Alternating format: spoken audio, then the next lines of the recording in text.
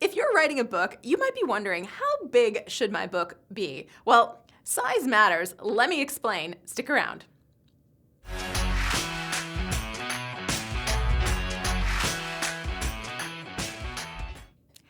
Hey there, I'm Julie Broad with BookLaunchers.com. If you're self-publishing a book, you might be wondering, how many pages is this book going to be? How big is it going to be? And does it matter? Well, I thought one of the best ways to explain this to you would be to show you some different books and explain how that translates into a Word document. So these are my two books, More Than Cashflow and The New Brand You. They're both actually pretty close to 70,000 words. However, in the Word document, this one was 179, whereas this one was 186. The difference was basically this one had a lot shorter paragraphs. Now, when it translates into a printed book, they're a little different too.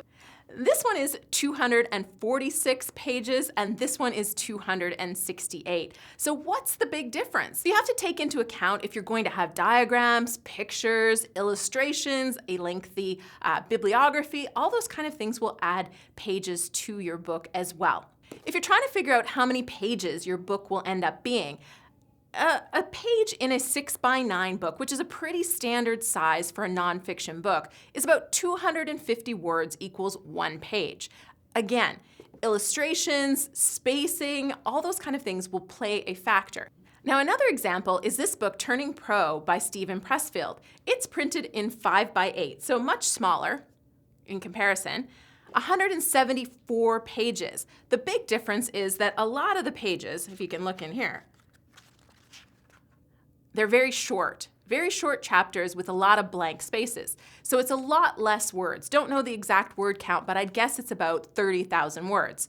All that compares to, oh, I think I need help. Oh, okay.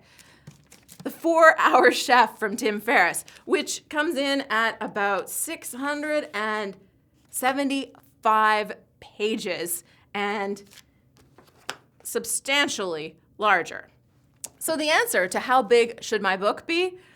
It really depends. You have to look at your competition. You have to figure out what are your goals for your book, how are you going to print them and distribute them.